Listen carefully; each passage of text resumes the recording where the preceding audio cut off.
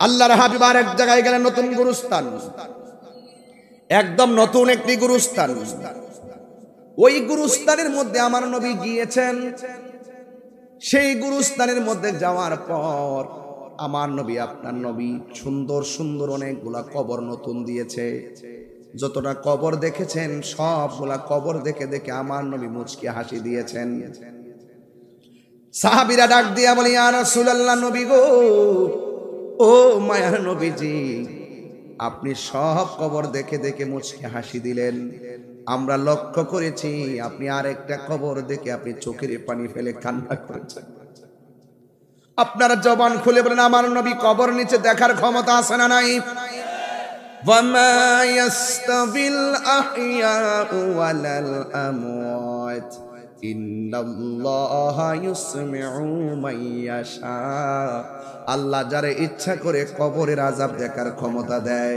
মানুষ এবং জিন জাতি ছাড়া কেউ কবর আযাব দেখে না, কিন্তু আমার নবীর দেখার ক্ষমতা আছে না নাই?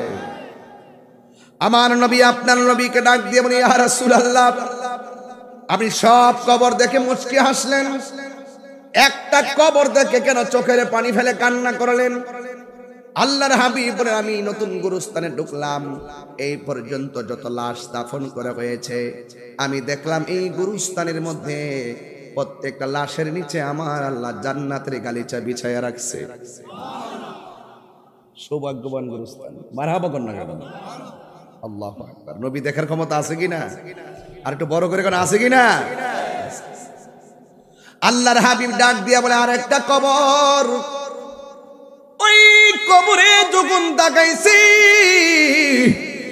আমি তাকায় দেখলাম কবরের লাশটার নিচে জাহান্নামের গালিচা বিছায়া রাখছে। সাহাবীরা আর কথা বলিও না, বাজারের মধ্যে যাও, বাজারের মধ্যে গিয়ে এলান করে দাও, এই গুরুস্থানের মধ্যে যত মানুষ দাফন করা হয়েছে ওই অভিভাবক গুলো গুরুস্থানে লাশের পাশের কবরের পারে দাঁড়াইবার জন্য। যেমন আমি আমার সন্তানকে কবর দিছি, আমি যাওয়ার জন্য রাসূল এলান করছেন। রাহমাতুল্লিল আলামিনের এলান কি কেউ প্রত্যাখ্যান করতে পারে?